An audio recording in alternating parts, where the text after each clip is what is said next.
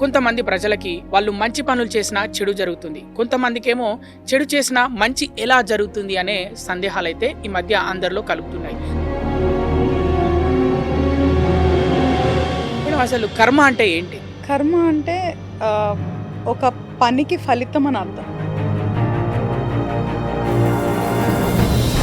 మనం అసలు మీరు చూస్తే భూమి అనేది కూడా కర్మ భూమి అంటాం మనం అబ్జర్వ్ చేస్తే.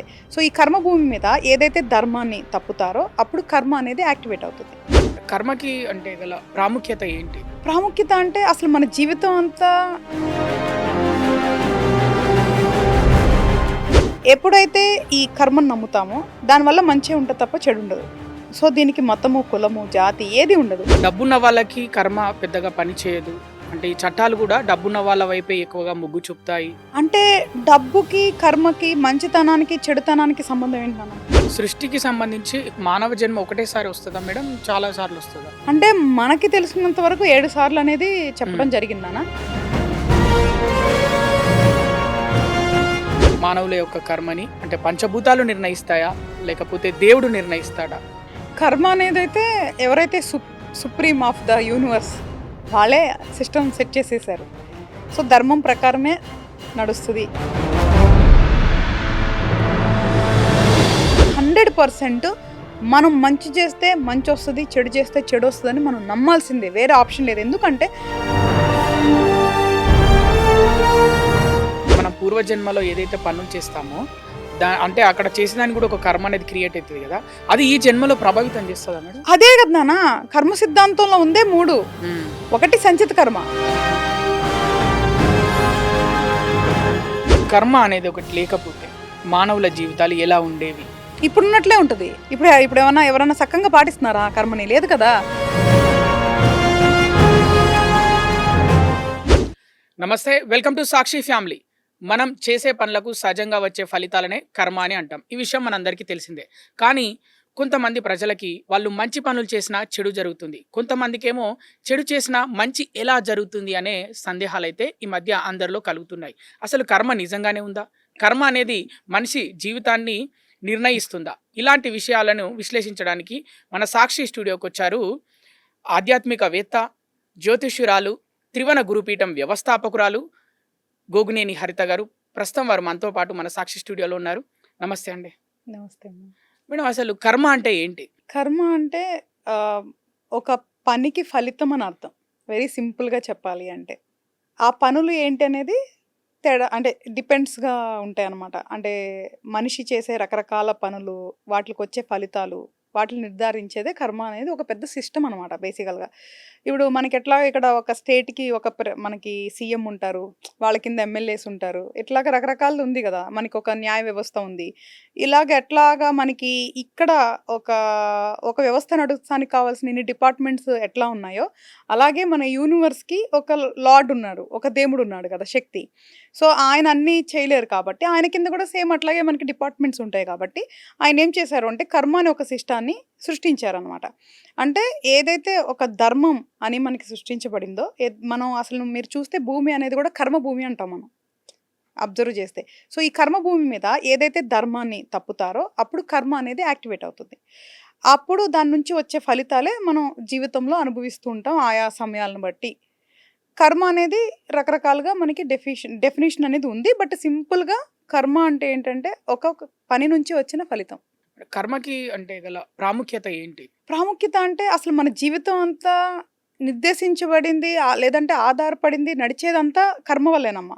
అంటే మనం ఈ సబ్జెక్ట్ నమ్ముతామా నమ్మమా అని పక్కన పెట్టేస్తే మనకి ఏదైతే సనాతన ధర్మం నుంచి మనం కొన్ని పురాణాలు కానీ శాస్త్రాలు కానీ ఏదైతే తీసుకుంటామో దాంట్లో కర్మ గురించి చాలా బలంగా చెప్పబడింది. ఎప్పుడైతే ఈ కర్మను నమ్ముతామో దానివల్ల మంచి ఉంటుంది తప్ప చెడు ఉండదు. సో దీనికి మతము, కులము, జాతి ఏది ఉండదు. ఈ ప్రపంచంలో ఎవరైనా సరే అంటే భూప్రపంచంలో ఏ కంట్రీయా లేదా భారతదేశం అనేది కాదు, నమ్మితే వర్తిస్తుంది లేకపోతే లేదు అని కూడా కాదు. ఈ భూప్రపంచంలో పుట్టిన ప్రతి ఒక్క మనిషికి ఈ కర్మ అనేది వర్తిస్తుంది. అంటే మన జీవితానికి సంబంధించి కర్మ అనేది ఒక ప్రాముఖ్యత గలది అంటారా? 100% వితౌట్ ఎనీ డౌట్. మనం నమ్మినా నమ్మకపోయినా వ్యవస్థ అయితే పనిచేస్తుంది కదా. అలాగే కర్మ అనేది ఒక వ్యవస్థ. మనం నమ్మినా నమ్మకపోయినా కానీ కర్మ అనేది దాని పని చేసుకుంటూనే వెళ్తుంది. జీవితంలో కర్మ ఫలితాలు ఎలా నిర్ణయించబడతాయి? యాక్చువల్‌గా ఇప్పుడు మనం ఇందాక పని యొక్క ఫలితమే కర్మ అని చెప్పాం కదా! అంటే మనం చేసే యాక్షన్స్ వల్ల అంటే కాదు. మొత్తం మూడిటి మీద ఆధారపడి ఉంటాయమ్మా. 1 మన ఆలోచన, 2 మన మాటలు, 3 మన ప్రవర్తన. అంటే మనం చేసే పని. ఈ మూడిటి నుంచి వచ్చే ఫలితమే కర్మ. అంటే ఇప్పుడు నీ ఆలోచన సరిగ్గా లేదు. నువ్వు మంచి పని చేసినా దానికి ఫలితం ఉండదు. నీ ఆలోచన బ్యాడ్‌గా ఉంది. నీ ఆలోచన బ్యాడ్‌గా ఉంది. నీ యాక్షన్ బ్యాడ్‌గా ఉంది. సో, దానికి రిజల్ట్స్ అనుభవించాల్సిందే. కానీ సమయం అనేది కూడా ఇంకొక క్లాజ్. అంటే ఇప్పుడు నేను ఏదన్నా చెడు చేశా. అంటే ధర్మ విరుద్ధంగా నేనేదన్నా చెడు చేశాను. అంటే వేరే వాళ్ళకి హాని కలిగే పని చేసినాను. చేసినప్పుడు దాని ఫలితం నేను అప్పుడు ఇమ్మీడియేట్‌గా అనుభవించొచ్చు. లేదా రోజుల తర్వాత, నెలల తర్వాత, సంవత్సరం తర్వాత అనుభవించొచ్చు. లేదా మరో జన్మలో అయినా అనుభవించొచ్చు. ఆ సమయం అనేది దానికి ఒక క్లాజ్ ఉంటది. అదంతా కర్మ సిద్ధాంతంలో సిస్టమ్‌లో నియమించబడిద్ది. మనం డిసైడ్ చేయలేం. సో, మనం అంతా కూడా ఒక పాత్రధారులం అనమాట ఇందులో. నిమిత్త మాత్రులం మాత్రమే. కాకపోతే కర్మ అనేది అందరూ మనం ఆ పని చేయలేదు కదా! ఇట్లా చేయలేదు కదా! మనం ఏం చేయలేదు కదా! కాదు. ఆలోచన నుంచి చాలా ముఖ్యం అనమాట కర్మ అనేది. ఆలోచన, మాట, పని. ఈ 3 కూడా మంచి అలైన్‌మెంట్‌లో ఉండాలి. ఈ 3 కూడా ఎప్పుడూ ఒకళ్ళ మీద మనం హాని కలిగేలాగా గానీ, లేదు అంటే ధర్మ విరుద్ధంగా ఉండేది గానీ ఉండొద్దు. వెరీ సింపుల్ అంతే. వేరే ఇందులో పెద్ద కష్టమైనదేం లేదు. తెలిసి మనం ఒకళ్ళకి హాని చేయకూడదు. ఒకవేళ తెలియక చేస్తే తప్పు లేదా అంటే దాని డిపెండ్స్ ఆన్ క్లాజెస్ బట్టి దాంట్లో చిన్నగా వస్తదా? ఎక్కువ వస్తదా? అనేది ఆధారపడి ఉంటది. బట్ తెలిసి చేసిన దానికైతే మాత్రం కన్ఫర్మ్‌గా ఉంటదనమాట. దాని నుంచి తప్పించుకోవడానికైతే అసలు ఛాన్సే లేదు. Okay madam. అంటే మీరు చెప్తున్నారు కానీ ఈనాటి ఈ సమాజంలో ఆహ్, డబ్బున్న వాళ్ళకి కర్మ పెద్దగా పని చేయదు. అంటే ఈ చట్టాలు కూడా డబ్బున్న వాళ్ళ వైపే ఎక్కువగా మొగ్గు చూపుతాయి అనే విధంగా బయట మనం పరిస్థితులు చూస్తున్నాం. కొన్ని వార్తలు విన్నప్పుడు. దానిపైన మీ అభిప్రాయం ఏమండి?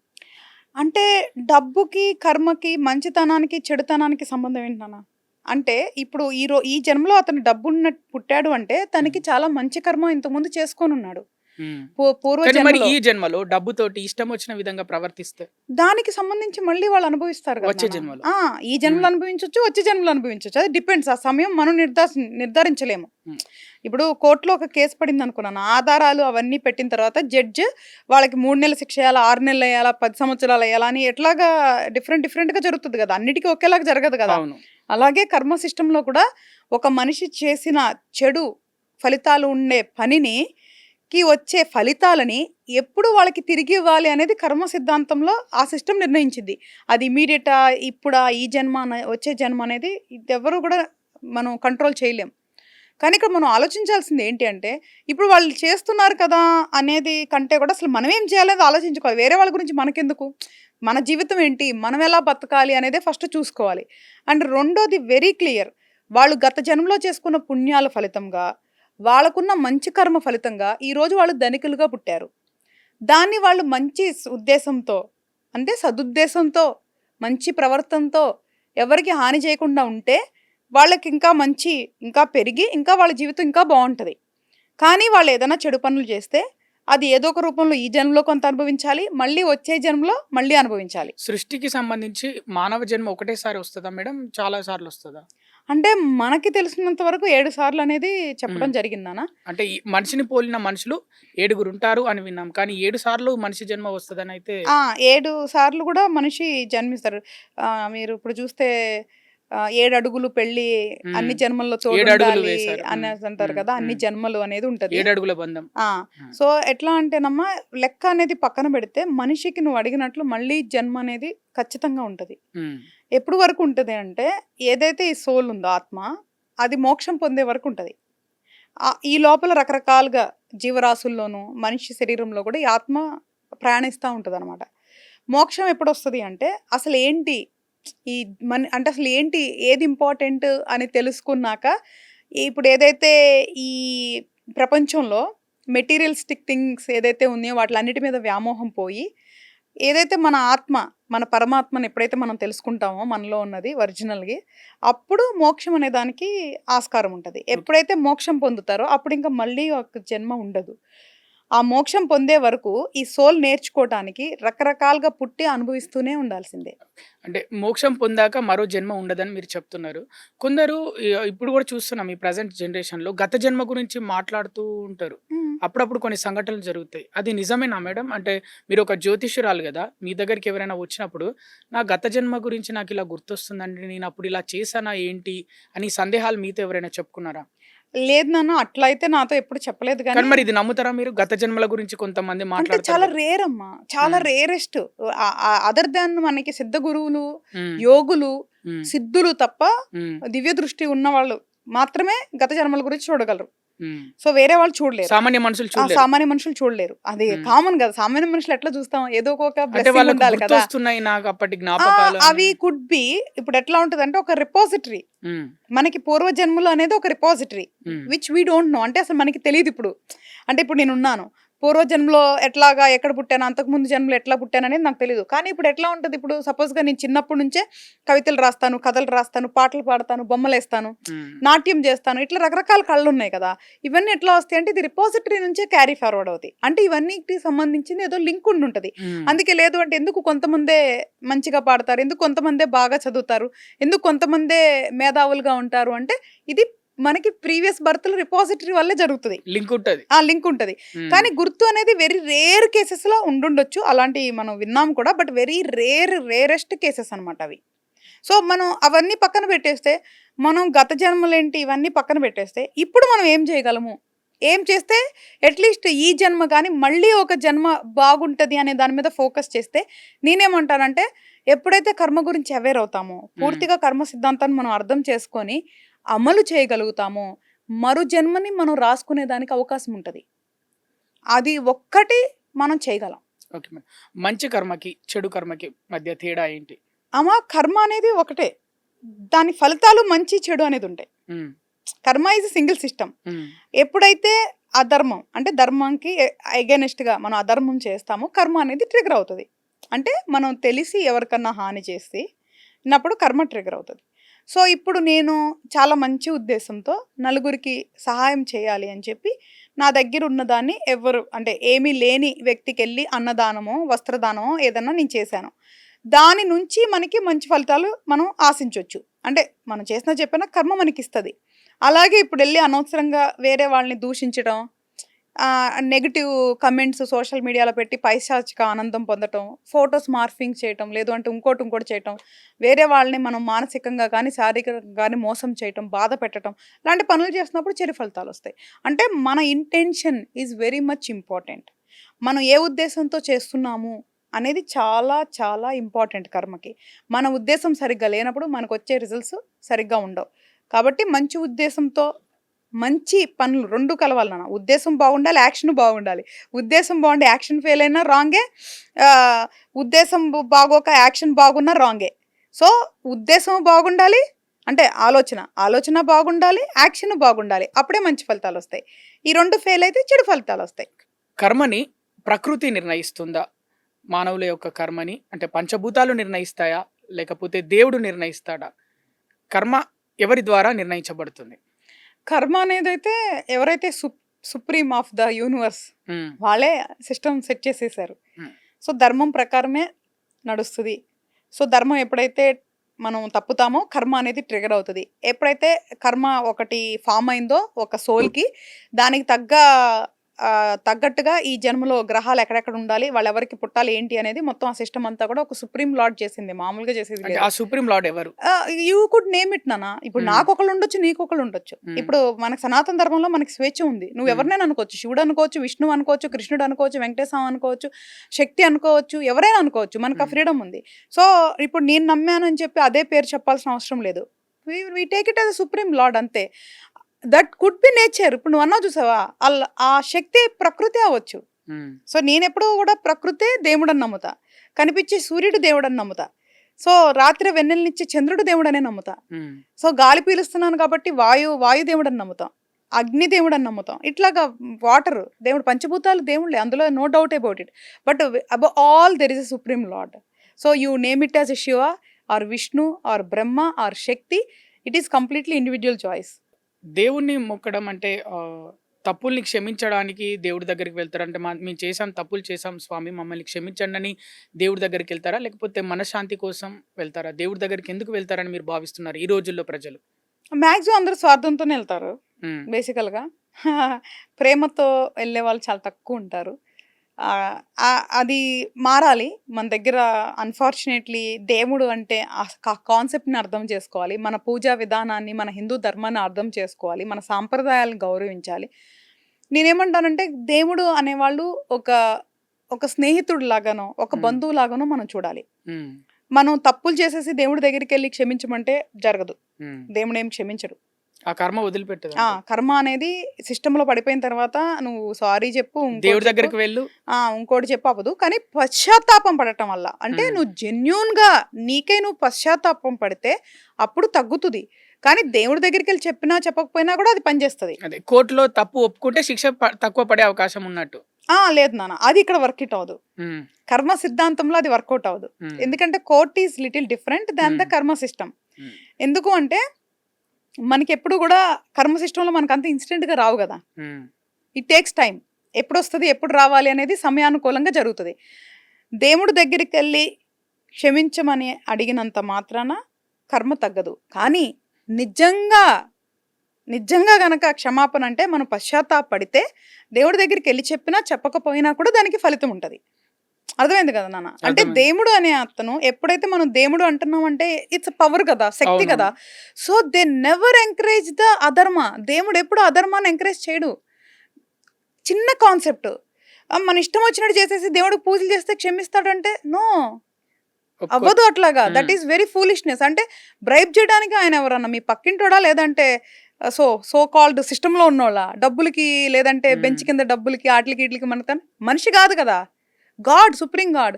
మన సనాతన ధర్మం గాని మనకేదైతే ఇది డిఫైన్ చేసి పడిందో ఎవ్రీథింగ్ అకార్డింగ్ టు ధర్మ. ఎవరైతే ధర్మాన్ని పాటిస్తారో వాళ్ళు పూజలు చేసినా చేయకపోయినా దేవుడు వాళ్ళతోనే ఉంటాడు. సో, దేవుడు అంటే ఎవరైతే మనం చెప్తున్నాం సుప్రీం లార్డ్ ఆ శక్తి అని మనం నమ్ముతున్నామో వాళ్ళు కేవలం ధర్మాన్ని పాటించే వాళ్ళతో మాత్రమే ఉంటారు. అంతే. పూజలు ఇంకా మన మంత్ర జపాలు ఇవన్నీ మనకి శక్తినిస్తాయి. మైండ్ చాలా క్లారిటీ ఇస్తాయి. పాజిటివ్ ఎనర్జీ ఇస్తాయి.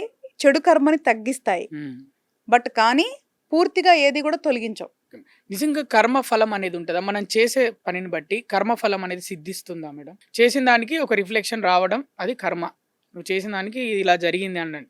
కానీ మంచి చేశాక కూడా అంటే మంచి చేశాక కూడా అతనికి ఒక కర్మ జరిగింది. మంచి ఫలితం. దాంట్లో ఫలితాలు వస్తాయా? మంచి చేస్తే నిజంగా వస్తాయా మేడం? వస్తేనన్నా నేనైతే 100% బిలీవ్ చేస్తా. హ్మ్. ఎందుకంటే ఈరోజు ఇక్కడ మీరు మన సాక్షి స్టూడియోలో అడుగుతున్నారనో, లేదో ఎవరినన్నా ప్లీజ్ చేయడానికో నేను ఈ సబ్జెక్ట్ చెప్పట్లేదు. హ్మ్. నేను చిన్నప్పటి నుంచి నేను చూసి, నేను నమ్మి, నేను చదివి, నేను అనుభవించి, నేను చాలా పరిశోధన చేసి, తెలుసుకున్న విషయాలు నలుగురికి పంచుతున్నా. కాబట్టి అంటే ప్రతి ఒక్కళ్ళ అనుభవం వేరే వేరేగా ఉండొచ్చు. కానీ 100% మనం మంచి చేస్తే మంచొస్తది, చెడు చేస్తే చెడొస్తదని మనం నమ్మాల్సిందే. వేరే ఆప్షన్ లేదు. ఎందుకంటే కర్మని పూర్తిగా నేను సైన్స్ సిస్టమ్‌తో నేను కంపేర్ చేయను. But there is some similarity.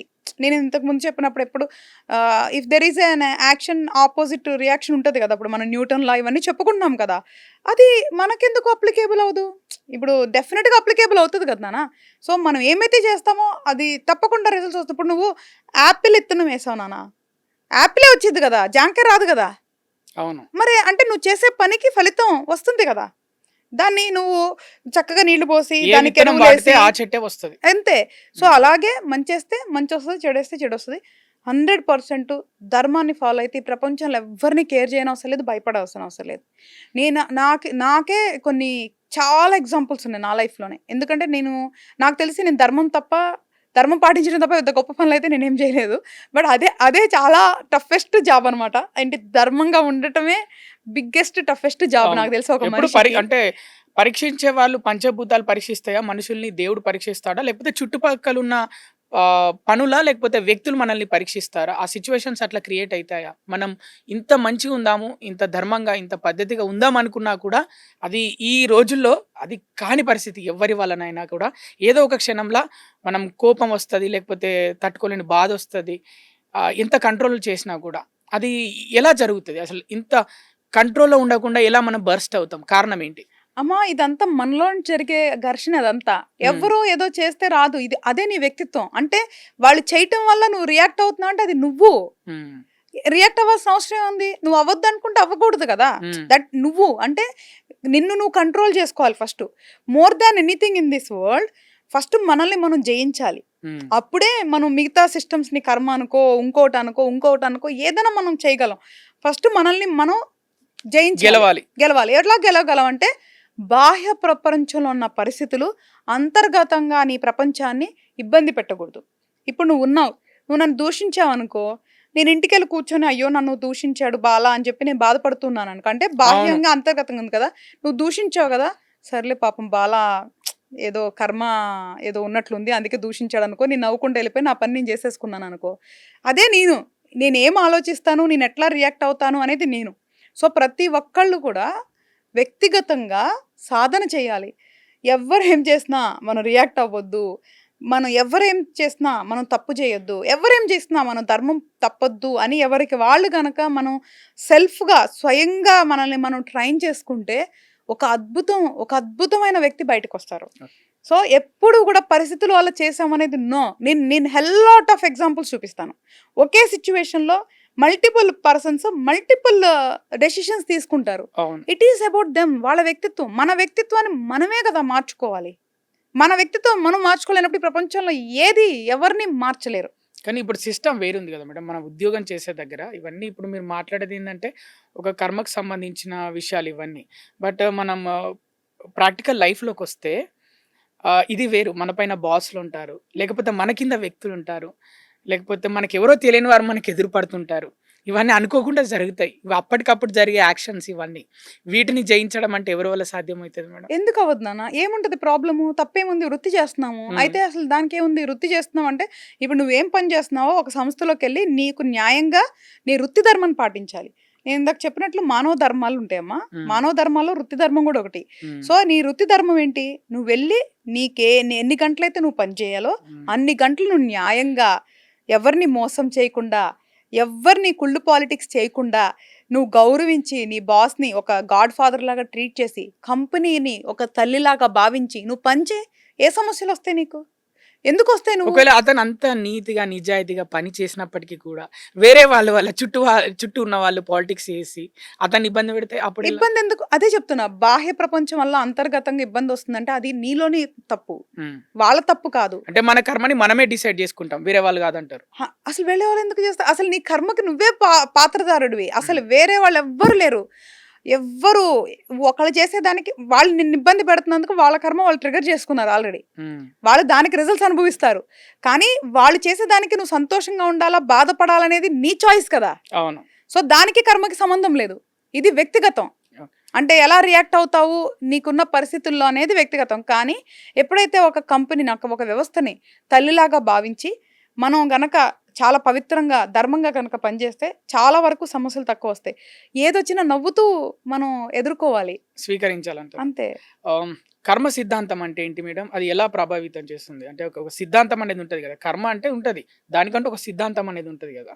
కర్మ సిద్ధాంతం అంటే ఏంటి అసలు? ఇందాక నేను చెప్పినట్లు మన ఆలోచనలు, మాటలు, మన హ్మ్. ప్రవర్తన ఏదైతే ఈ 3 ఉన్నాయో ఆ మూడిట్లో గనక ఎటువంటి లోపం జరిగినా ఈ మూడిటి వల్ల మన యొక్క ధర్మానికి మనం ఏదైనా ధర్మంగా ఉండకపోయినా ఆ మూడిటి వల్ల ఎవరికన్నా హాని కలిగినా ఇది ట్రిగర్ అవుతది. కర్మ సిద్ధాంతం ఈజ్ నథింగ్ బట్టే మనం చేసే పనులకి ఫలితం అని ఇందాక చెప్పాం కదా! ఒక మనిషి జీవితం ఇప్పుడు ఒక మనిషి జీవితం ఉంది. ఇప్పుడు ఇది నువ్వు బాలావి. ఇప్పుడు మనం ఎక్కడ పుట్టాము, ఎక్కడ పెరిగాము, ఎలా ఉండాలి అనేది కూడా మొత్తం కర్మనే డిసైడ్ చేసింది. కర్మ సిద్ధాంతమే డిసైడ్ చేసింది. అదే జ్యోతిష్య శాస్త్రంలో గ్రహాలు స్థితిగతులు అంటామనమాట. ఈవెన్ కర్మ మన జ్యోతిష్య శాస్త్రం కూడా శాస్త్రంలో ఎందుకు భాగం అంటే మన పూర్వజన్మ కర్మ వల్ల ఈ జన్మలో ఎలా పుట్టాలి అనేది నిర్ణయించబడి మన జీవితాన్ని ప్రీ డిఫైన్డ్ వస్తది.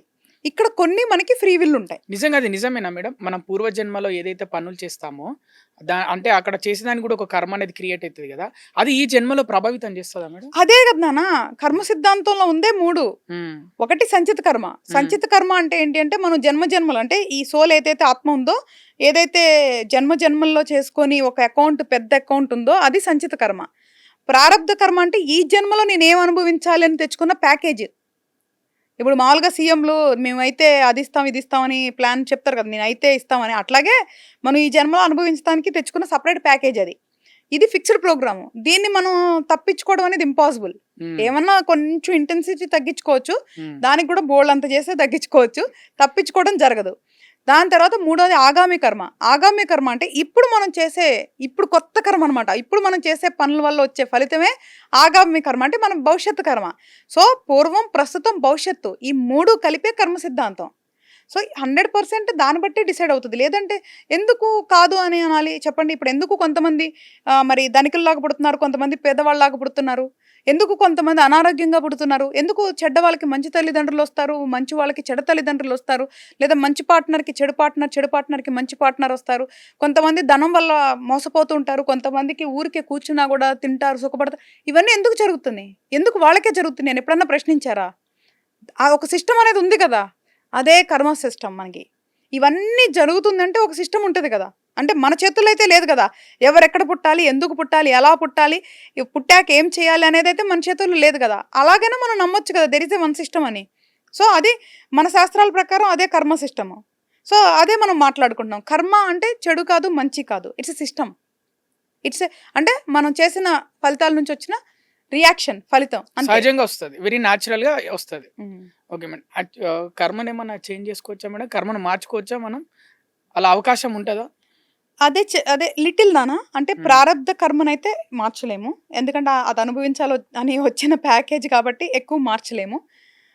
ఆగామి కర్మను మార్చుకోవచ్చు నాన్న. ఇప్పుడు కనీసం మనం పూర్తి అవగాహనతో తెలిసి చెడు చేయకుండా, మనకి చేతనైనంత వరకు మంచిగా బతికి, ఎవరో ఒకళ్ళకి మంచి చేయకపోయినా పర్వాలా, చెడు చేయకుండా మనం ధర్మంగా బతికితే కనీసం కొత్త కర్మ అంటే కొత్త చెడు ఫలితాలు అనేది రావు. తర్వాత మనకొక పెద్ద బ్యాంక్ అకౌంట్ ఉంది. ఇప్పుడేమన్నాం మనం ఓన్లీ కొంత ప్యాకేజీ తెచ్చుకుందాం ఇక్కడ అనుభవిస్తానికని. అంటే ఇంకా చాలా ఉంది కదా! ఇంక అకౌంట్‌లో. అది కూడా తగ్గించుకోవచ్చు. సంచిత కర్మ కూడా తగ్గించుకోవచ్చు. ఎలా తగ్గించుకోవచ్చు అంటే, ఫస్ట్ ధర్మబద్ధంగా బతకాలి. మనస, వాచ, కర్మేణ ధర్మబద్ధంగా బతకాలి. అసలు ఫస్ట్ ధర్మబద్ధంగా బతకడం అంటే ఏంటి మేడం? తెలిసి ఎవరికీ నువ్వు అన్యాయం చేయకూడదు. నువ్వు హ్మ్. తెలిసి ఎవరిని మానసికంగా, శారీరకంగా బాధ పెట్టకూడదు. హ్మ్. అదే ధర్మంగా బతకడం అంటే. సో, దాని తర్వాత వీలైన మంచి పనులు చేయటం. హ్మ్. నీకు చేతనైంది. నీలో ఉంది. ఎందుకంటే ఫస్ట్ మనకి స్వధర్మం సేవా తర్వాతే కార్యక్రమాలు. స్వధర్మం తర్వాతే పరధర్మం. ఎప్పుడు హ్మ్. కూడా నువ్వు ఉన్నది పోగొట్టుకొని పెట్టాలనేం కాదు. నీకేదైతే చేతనైతదో అది చేయటం. మూడోది మనం పూజలు ఏదైతే దైవం సేవ అనమాట. పూజలంటే మళ్ళీ దాన్ని ఇది చేయటం కాదు. ఆరాధన, దైవారాధన. అంటే ఫస్టు మోర్ దాన్ మెటీరియల్స్ మనల్ని మనం దేవుడి దగ్గర పెట్టి ఆరాధన చేసేది. దాని తర్వాత మంత్ర సాధన. కలియుగంలో ద మోస్ట్ పవర్‌ఫుల్ టూల్ అంటే మంత్రం. సో, కలియుగంలో చాలా తక్కువ సమయంలోనే మనం ఎక్కువ సాధించుకునే అవకాశం కలియుగానికి మాత్రమే ఉంది. సో, మంత్ర సాధన ద్వారా కూడా మనకున్న కొంత చెడు కర్మని తొలగించుకోవచ్చు. మంచి కర్మని పెంచుకోవచ్చు. It is possible. మనిషి యొక్క స్వేచ్ఛా సంకల్పం పైన కర్మ ఏ విధంగా ప్రభావం చూపుతుంది? దాన్ని ఫ్రీ విల్ అంటాం మనం జనరల్‌గా. అంటే హ్మ్. మనం స్వేచ్ఛగా తీసుకునే నిర్ణయాలు. ఇప్పుడు ఫర్ ఎగ్జాంపుల్ పలానా వ్యక్తి నీ జీవితంలో భర్తగానో, భార్యగానో రావాలని రాసుంది. నువ్వు చేసుకున్న కర్మానుసారం. అంటే సపోజ్‌గా నువ్వు ప్రీవియస్ జన్మలో నువ్వేదన్నా నీ పార్ట్నర్‌ని బాగా ఇబ్బంది పెట్టావనుకో, మరి ఈ జన్మలో అది పే బ్యాక్ చేయాలి గదా! సో, అది రుణానుబంధం కింద ఫార్మ్ అవుతది. సో, ఆ రుణానుబంధం ఇప్పుడు తీర్చుకోవడానికి పే బ్యాక్ చేయటానికి ఆ వ్యక్తికి నువ్వు మళ్ళీ ముడిపెడతం జరిగిద్ది. ఒక వ్యక్తి నువ్వు వాళ్ళతో మనకి అయిన తర్వాత బంధం బాధించబడుతుందనుకుందాం. దాంట్లో చాలా రకాలుంటాయి. అంటే కొంచెం మానసికంగా, శారీరకంగా, ఎక్స్‌ట్రీమ్‌గా కూడా ఉంటాయి. ఎందుకంటే దాంట్లో చాలా రకాలుంటాయి. మ్యారేజ్ రిలేటెడ్ ఇవి. అప్పుడు బాధపడుతున్నప్పుడు నువ్వు చాలా ధర్మంగా ఉన్నావు. నువ్వు తప్పు చేయలా. ఈ జన్మలో నీకు తెలిసి నువ్వు తప్పు చేయలా. నువ్వు ధర్మంగానే ఉన్నావు. ఆ బంధం అలా వచ్చింది. అది నువ్వెంచుకుంది కాదు. నీ ప్రారబ్ధ కర్మానుసారం ఆ బంధం వచ్చింది. ఇప్పుడు దాన్ని మార్చుకోవడానికి ఫస్ట్ ప్రయత్నించాలి. అంతే కదా! ఫస్టే మనం వదిలేయలేం కదా! ఫస్ట్ మార్చుకోవడానికి ప్రయత్నించాలి. మానవ ప్రయత్నం. చేసినా కూడా ఎటువంటి ఫలితం లేదు. రోజు నీ నీ జీవితం అంతా కూడా ఒక బాధాకరంగా ఉంది.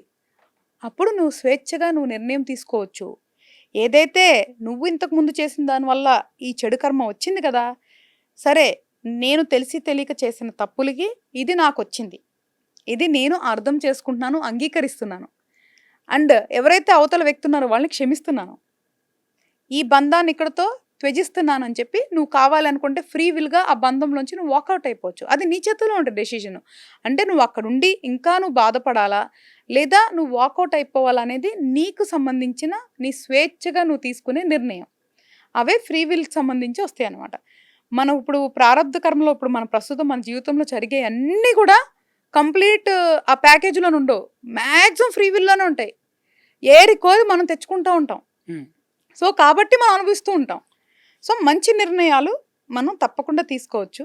సో, దానికి అలా బాధపడుతూనే బతకాలి అనైతే మన కర్మ చెప్పట్లేదు. కర్మ వేరు, విధి వేరు. లేకపోతే వీటి మధ్య ఏమైనా తేడా ఉందా? లేకపోతే వీటి మధ్య ఏమైనా సంబంధం ఉందా కర్మకి, విధికి? కర్మ నుంచి వచ్చేదే విధి. హ్మ్. ఆ! కంప్లీట్ సంబంధం ఉంది. అసలు విధి అంటే ఇప్పుడు మనం ఏదైతే ఇప్పుడు whatever we are going through is our విధి. ఇది నా కర్మ, ఇది నా విధి అని హ్మ్. రకరకాలుగా మాట్లాడతారు. అవును. విధి అంటే ఏంటి? మన జీవితం. ఇప్పుడు జరుగుతున్న మన జీవితం. మనకి పూర్వజన్మలో గాని అంతకుముందు మనం ఏదైతే మన ఆత్మ చేసిన పనులు, ప్రక్రియలు బట్టి ఈ జన్మ నిర్ణయించబడిద్దని చెప్పాను కదా నాన్న. సో, ఇప్పుడు ఎక్కడ పుట్టాలి? ఎవరికి పుట్టాలి? ఎలా పెరగాలి? మనకెంత ధనం ఉండాలి? మనకెంత ఆరోగ్యం ఉండాలి? మనకెంత తెలివితేటలు ఉండాలి? మనకెన్ని కళలు ఉండాలి? ఇవన్నీ కూడా ప్యాకేజీలాగా సృష్టించి మనం పుడతాం చూసావా? అదే విధి. అదే జాతక చక్రం అని చెప్తాము. అవే గ్రహాలు స్థితిగతులు ఉంటాయన్నమాట. Very powerful. గ్రహాలు అనేది చాలా పవర్ఫుల్ అనమాట. ఆట్ల వల్ల మనకి జీవితంలో ఎప్పుడెప్పుడు ఏమేమి జరగాలో అవి ఇస్తాయి. గ్రహాలు అనేది ప్రీ డిఫైన్డ్ ప్రోగ్రామ్ ఫ్రమ్ కర్మ సిస్టమ్. అంటే ఇక్కడ ప్లానెట్స్ ఎవరైతే గ్రహాలు ఉన్నారో వాళ్ళు అటు హీరోలు కాదు, అటు విలన్స్ కాదు. వాళ్ళు ఒక్కొక్కరికి ఒక్కొక్కలాగా పనిచేస్తారు. వాళ్ళకి అసైన్ చేసిన జాబ్స్ వల్ల. సో, ప్రతి వ్యక్తికి ప్రతి గ్రహం వేరేగా పనిచేస్తుంది. అందరూ కొంతమంది శని అంటే అమ్మా నో, లేదంటే గురువు అంటే అందరికీ బాగానే పనిచేస్తారు. నో, అట్లా ఉండదు. ప్రతి గ్రహం కూడా మంచి కాదు, చెడు కాదు. They are just performers. ఏదైతే ఇప్పుడు మనకి ఈ స్క్రిప్ట్ ఏదైతే మన కర్మ సిద్ధాంతం స్క్రిప్ట్ ఉందో దాంట్లో ప్లానెట్స్ అనేవాళ్ళు జస్ట్ పర్ఫార్మర్స్ మాత్రమే. హ్మ్. సో, వాళ్ళ పని విధిని వాళ్ళు నిర్వర్తిస్తూ ఉంటారు. దాని ఫలితాలు మనం అనుభవిస్తూ ఉంటాం. విధిని ఎదిరిస్తే కాలమే నీకు సమాధానం చెప్తుంది అనేది ఎప్పటినుంచో వింటున్నాం. సో, అంటే కాలం అనేది ఎప్పటికీ ఉంటది. ఒక మనిషికి సంబంధించిన విధి ఆ జన్మ వరకే ఉంటది. అంటే ఖచ్చితంగా విధిని ఎదిరిస్తే కాలం సమాధానం చెప్తదంటారు. అంటే దానికి అర్థం ఏంటంటే నాన్న, ఇప్పుడు నేను ఇందాక చెప్పాను కదా, ఫ్రీ హ్మ్. విల్. హ్మ్. ఇప్పుడు విధి అనేది ఏంటి? ఒకళ్ళ చెడు సావాసమో లేదంటే చెడు ఒక బంధంలో నువ్వు వెళ్ళటం అనేది విధి అనుకో. కానీ ఎదురు తిరిగి వాళ్ళు నువ్వు కంట్రోల్‌లో తీసుకుంటావా? లేదు భరిస్తావా? లేదా పారిపోతావా? అనేదే కదా విధికి ఎదురెళ్ళటం అంటే. సో, ఫ్రీ విల్‌గా నువ్వేదైతే డెసిషన్ తీసుకుంటావో దాంట్లో నువ్వు ఎలా ఉండాలి అనుకుంటున్నావో విధికి ఎదురెళ్ళటమే. సో, దానివల్ల వచ్చే రిజల్ట్స్ ఎప్పుడు తెలుస్తాయి? లేటర్ స్టేజ్‌లో తెలుస్తాయి. అంటే ఇప్పుడు నువ్వు సపోజ్‌గా ఇప్పుడు నిన్ను ఇప్పుడు కొంతమంది ఏం చేస్తారు? నన్ను బాధ పెట్టారు కదా అని తిరిగి హార్మ్ చేసేస్తారు ఎదుటి వాళ్ళని. అది చెడు కర్మ మళ్ళీ. అందుకే అన్నా మళ్ళీ చాలా గుర్తుపెట్టుకో, ఫ్రీ విల్ అనేది కూడా మళ్ళీ ధర్మానికి విరుద్ధం ఉండకూడదు. హ్మ్. ఇప్పుడు ఎదురుగా పార్ట్నర్ మనల్ని సఫర్ చేశారు. తిరిగి నేను సఫర్ చేస్తాననుకో రివెంజ్ మోడ్‌లోకెళ్ళి అది చెడు కర్మే. మళ్ళీ కానీ ఈ ధర్మాన్ని రోజుల్లో తప్పటమే. మీరు చూసారు అంటే భగవద్గీతలో కృష్ణుడు చెప్పినట్టు యుద్ధం చేస్తేనే మనకు విజయం దక్కుతుంది. అండ్ అందరికీ సర్వలోకానికి కూడా ఒక జవాబు మనం ఇవ్వగలుగుతామని అంటున్నారు. ఇప్పుడు అదే పాటిస్తున్నాము అందరం. అంటే ధర్మం గెలవని చోట తప్పదు కత్తుల వేట అన్నట్టు అంటే ఎప్పుడో చెప్పారు అని ఇవన్నీ ఇప్పుడు ఈ రోజుల్లో ప్రెజెంట్ జనరేషన్ వీటినే ఎక్కువ ఫాలో అవుతున్నట్టు ఉంది కదా. మంచిదే. అంటే భగవద్గీత గురించి, కృష్ణుడి గురించి మాట్లాడుతున్నారంటే మేధావులే. కానీ హ్మ్. సారాంశం తప్పు. హ్మ్. ఎందుకు తప్పు అంటే అక్కడ ఖచ్చితంగా క్షత్రియుడు ధర్మం యుద్ధం చేయటం. హ్మ్. మనందరం క్షత్రియులం కాదు కదా! హ్మ్. ఎట్లా చేస్తావు? అంటే మనకి ఎవరు యుద్ధం చేయాలి అనేది కూడా మనకి ధర్మం. వాళ్ళు క్షత్రియులు. క్షత్రియులుగా వాళ్ళు యుద్ధం చేయొచ్చు.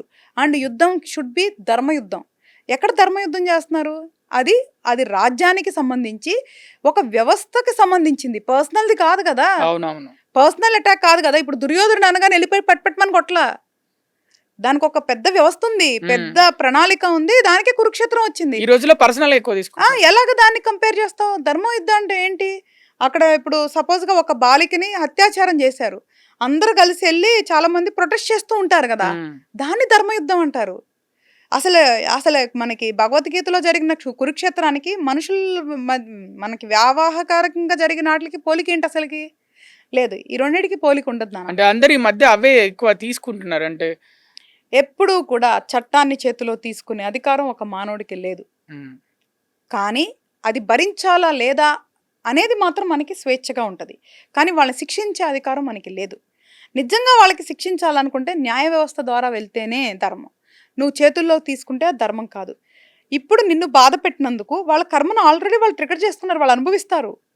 నువ్వు క్షమించేసావు అనుకో, అక్కడతో రుణానుబంధం కట్ అయిపోతుంది. లేదు అని నువ్వు ఎప్పుడైతే వాళ్ళ మీద కక్ష పెంచుకుంటావో అప్పుడు రుణానుబంధం ఉంటుంది. మళ్ళీ ఇంకొక జన్మలో వాళ్ళతో నీకు కనెక్షన్ ఉంటుంది. నీకు ఎందుకు అవసరమా? ఇప్పుడే ఒక చెత్త, మళ్ళీ దీనికి ఇంకొక జన్మెత్తి మళ్ళీ వాళ్ళతో నీకు ఎందుకు ప్రయాణం? క్షమించేస్తే బెటర్గా ఉండొచ్చు కదా, ఇంకా బెటర్ పర్సన్స్ని చూడొచ్చు కదా. ఇంకొకటి ఏంటి, కక్ష సాధింపు చర్యలు ఎప్పుడైతే చేస్తావు మళ్ళీ నువ్వు కర్మను ట్రిగర్ చేస్తున్నావు. సో ఎప్పుడూ కూడా చెడు కానీ చట్టాన్ని కానీ చేతిలోకి తీసుకోవద్దు. మీరు చెప్పినట్టు ఈ రోజుల్లో నిజంగా కర్మను అనుసరించి, విధిని అనుసరించి బ్రతికే వాళ్ళు ఉన్నారా మేడం? ధర్మం కోసం బ్రతికే వాళ్ళు ఉన్నారంటారా ఈ సమాజంలో, ఈ ప్రపంచంలో? ఉంటే మంచిదే వాళ్ళకి, ఉండకపోతే అందరూ కూడా ఇదే దాంట్లో పడి కొట్టుకుంటూ ఉండాలి.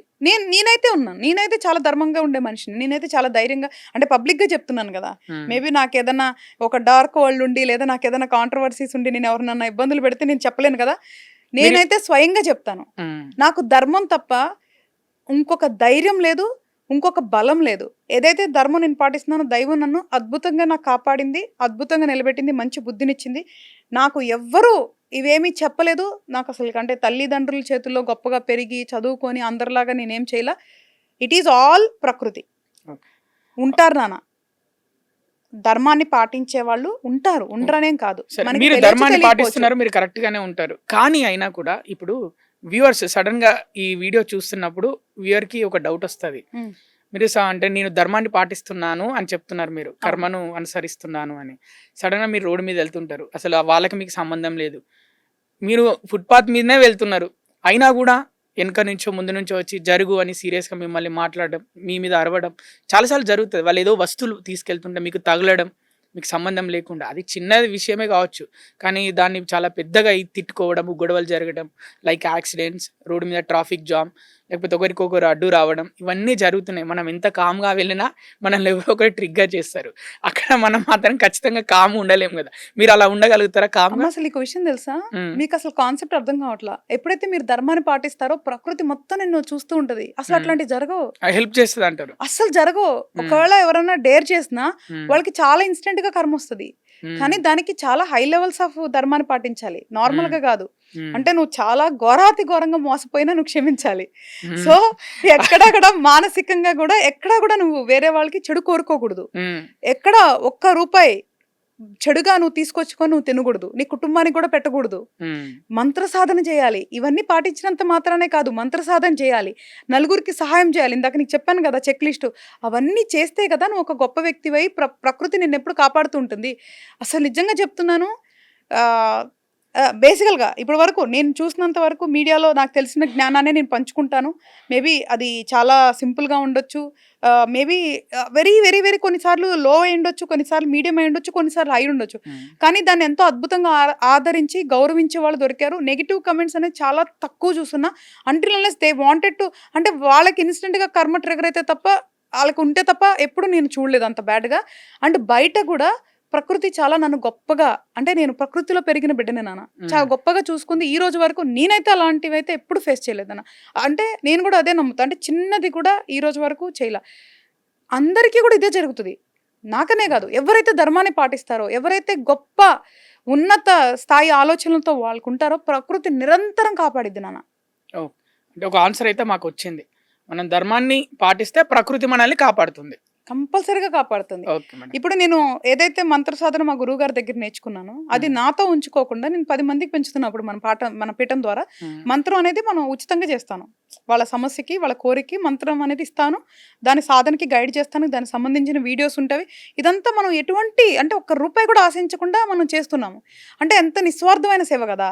ప్రకృతి ఎందుకు సహాయం చేయదు, ఎందుకు చూసుకోదు, కాపాడుతుంది నాన్న. ఇప్పుడు నాది ప్రారంధ కర్మ ఉండుంటుంది కదా, నేను నా ప్రారంధ కర్మ అనుభవించాలి కదా. ఆ కర్మ రిలేటెడ్ ఏదైతే ఉందో అదంతా నేను యాక్సెప్ట్ చేసేసి ఉంటాను.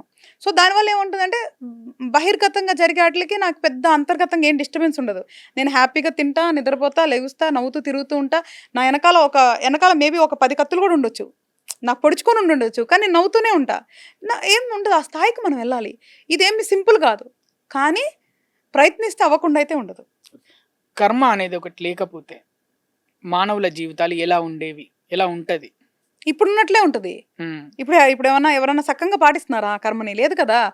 కర్మని నమ్మితే బాధ్యతగా ఉంటారు. ప్రతి పని చేసే ముందు 10 సార్లు ఆలోచిస్తారు. అరే మనం చేసే పని వల్ల ఎవరికైనా హాని కలుగుతుందా, బాధ కలుగుతుందా అని ఆలోచిస్తారు. అప్పుడు మన వల్ల ఒకరికి ఇబ్బంది ఉండదు, సమాజానికి నష్టం ఉండదు. అప్పుడు డెఫినెట్గా కర్మ పాత్ర చాలా అద్భుతంగా ఉంటుంది. కాబట్టి ప్రతి మనిషి ఓకే అది ఉందా లేదా పక్కన పెడదాం. నేను నమ్మమని కూడా ఏం చెప్పట్లేదు. మీకు ఇష్టమైతే నమ్మండి, లేకపోతే లేదు. ఉందని చెప్పటం నా జ్ఞానం, లేదని వాదించడం మీ జ్ఞానం. నేనేమి మిమ్మల్ని కాదన్నా, మీరు నన్ను యాక్సెప్ట్ చేయొద్దు. కానీ ఉంది అనుకొని పాటిస్తే నష్టం ఏంటి? దానివల్ల ఎవరికి నష్టం జరగట్లేదు కదా. లేదు అనుకోవటం వల్ల నా నష్టం ఉంటుంది. కానీ అది ఉంది అంటే మనం ప్రతి పని అమ్మ ఎవరో చూస్తున్నారు, మనం తప్పు చేస్తే శిక్ష పడిద్ది అన్న స్వార్థంతో అయినా 10 సార్లు ఆలోచించి జాగ్రత్త పడటంలో మంచిదే కదా నాన్న. సో కర్మ ఉంది అని నమ్మటం వల్ల మన జీవితాలు చాలా బాగుంటాయి, పక్కన వాళ్ళ జీవితాలు బాగుంటాయి, మన సమాజం బాగుంటుంది. అలా స్లోగా మనం ఒక మంచితనాన్ని విస్తరించి మన ధర్మాన్ని కాపాడుకునేదానికి అవకాశం ఉంటుంది. మంచి చేసేవారికి చెడు జరుగుతుంది అని వింటుంటాం, చెడు చేసేవారికి కూడా మంచి జరుగుతుంది అని కూడా వింటున్నాం.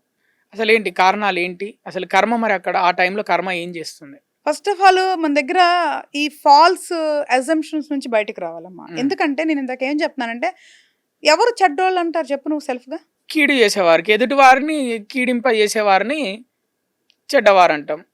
అది ఏదో రకంగా వాళ్ళకి తెలిసిద్దా? వాళ్ళు ఒప్పుకుంటారు వాళ్ళు చెడ్డోళ్ళని? వాళ్ళు అసలు ఒప్పుకోరు. అది మనకు తెలిసిన విషయం. అంటే ఈ ప్రపంచంలో అప్పుడు మంచోళ్ళు ఎవరు, చెడ్డోళ్ళు ఎవరు? ఎవరు నిర్ణయిస్తున్నారు? అది నిర్ణయించే వాళ్ళు అసలు తప్పులు చేయకుండా ఉన్నారా? సో ఫస్ట్ ఆఫ్ ఆల్ మంచి చేసే వాళ్ళకి ఇట్లా అవుతుంది, చెడు చేసే వాళ్ళకి ఇట్లా అయిద్దని కాదు. 90% ప్రతి ఒక్కళ్ళు నిత్యం జీవితంలో తప్పులు చేస్తూనే, ఎవరో ఒకళ్ళని బాధలు పెడుతూనే, కుళ్ళు కుతంత్రాలతోనే బతుకుతున్నారు నాన్న.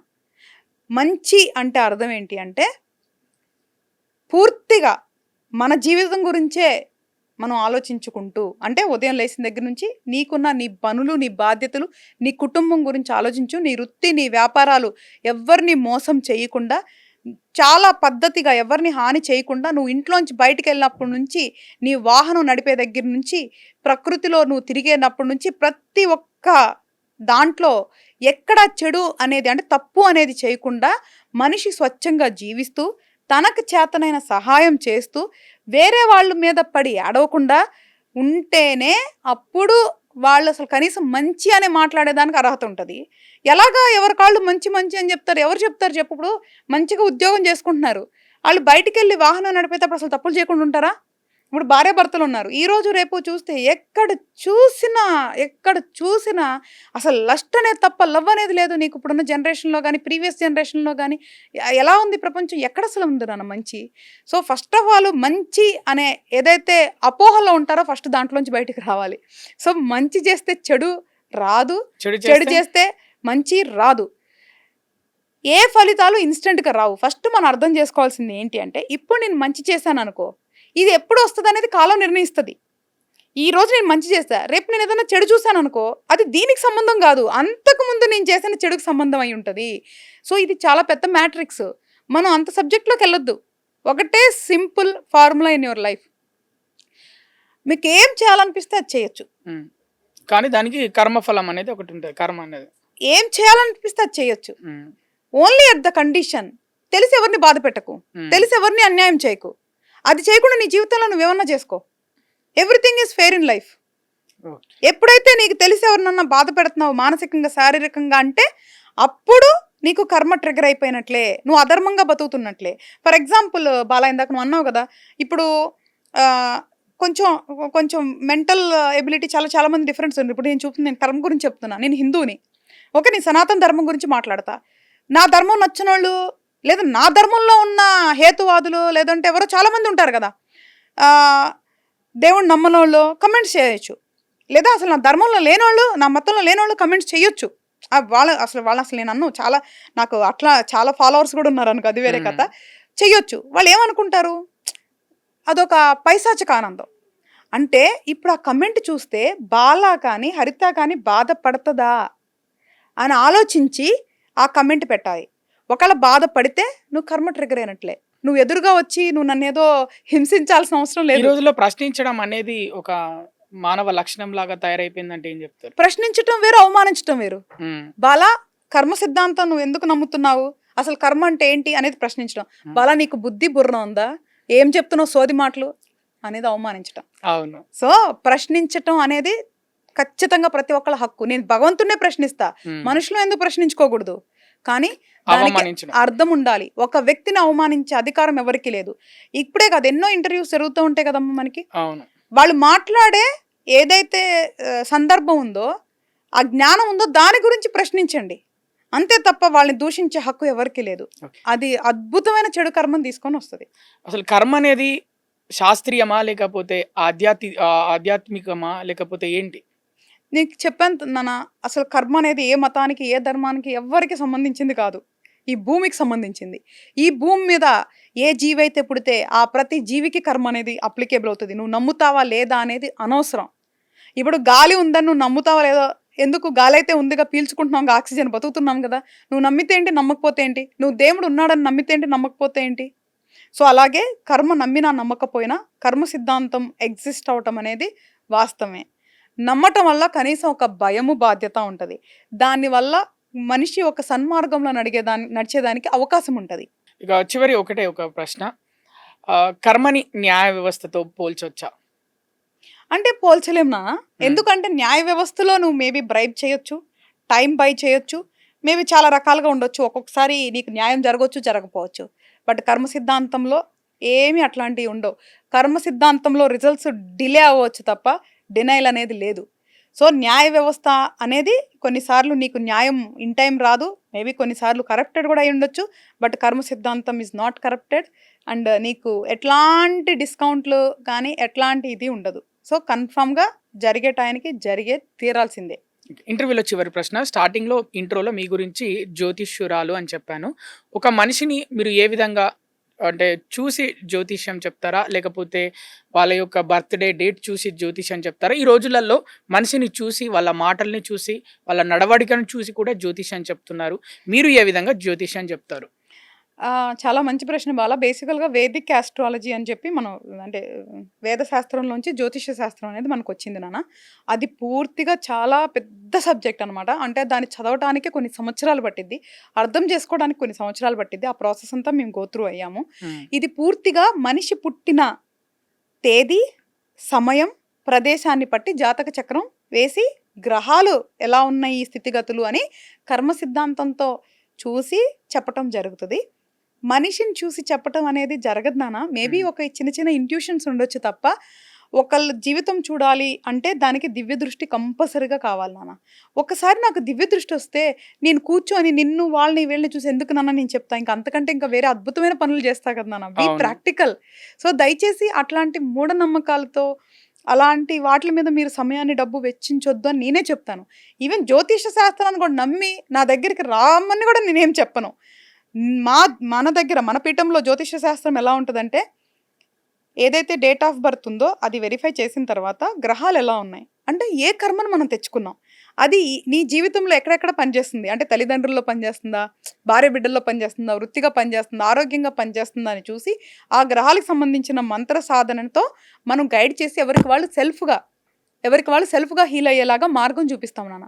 మన దగ్గర మంత్రాలు, మాయలు లేదా నీ తలరాతలు మారుస్తారు ఇట్లాంటి అసలు లేనే లేవు మన సబ్జెక్ట్లో. ఎవ్వరూ కూడా నీ తలరాతను నువ్వు మార్చలేరు. మేబీ నువ్వు అంటే మనం ఏదన్నా చేసుకోగలము, ఆ మార్గాన్ని మనం చూపిస్తాం, నడవాల్సింది వాళ్ళే. కాబట్టి వీఆర్ వెరీ అథెంటికేటెడ్గా మన దగ్గర జ్యోతిష్య శాస్త్రం అనేది చెప్పబడుతుంది నాన్న. మిగతా ఏమి నాకు రావు, లేదంటే నేను నమ్మను. ఎందుకంటే మన వేదం నుంచి వచ్చిన ఈ జ్యోతిష్య శాస్త్రంలో చాలా ప్రాపర్గా ఉన్నాయి రిజల్ట్స్. సో ఎందుకంటే మేము అట్ పార్ అంటే కొన్ని మేము ఎప్పుడైతే సెకండ్స్లో కానీ టైం కరెక్ట్గా ఉంటుందో ఏ రోజు ఏం జరుగుతుంది అనేది కూడా మనం ప్రాపర్గా అధ్యయనం చేయగలం. ఇవన్నీ పరిశోధనలో కూడా మేము చూసి దాని యొక్క ఫలితాలు చూస్తున్నాం అనమాట. అందుకే నేను అదొక్కటే నమ్ముతాను. రైట్, చూసారుగా వ్యూవర్స్, ఇవాళ ఒక కర్మకు సంబంధించి ఒక మంచి జవాబు దొరికిందని మనం చెప్పుకోవచ్చు. ఏంటంటే మనం ఏదైనా చేసినప్పుడు తెలియక చేస్తే అక్కడ ఎవరికైనా కొంచెం హాని జరిగినా కూడా అంటే పంచభూతాలు క్షమిస్తాయేమో, కానీ తెలిసి చేస్తే మాత్రం ఖచ్చితంగా శిక్షింపబడతారు. కర్మ అనేది మిమ్మల్ని వెంబడిస్తుంది అని చెప్తున్నారు హరిత గోగినేని గారు, జ్యోతిష్యురాలు. థ్యాంక్ యూ అండి, మా సాక్షి స్టూడియోకి వచ్చి మాతో ఈ మంచి విశ్లేషణలో కర్మ గురించి జాయిన్ అయినందుకు. Thank you madam. Sakshi TV ప్రసారాలను నిలిపివేయడం చట్టరీత్యా నేరం. సాక్షి టీవీ ప్రసారాల కోసం మీ స్థానిక కేబుల్ ఆపరేటర్ని వెంటనే సంప్రదించండి. DTHలో ఇంటర్నెట్లో కూడా సాక్షి టీవీ ప్రసారాలను వీక్షించవచ్చు.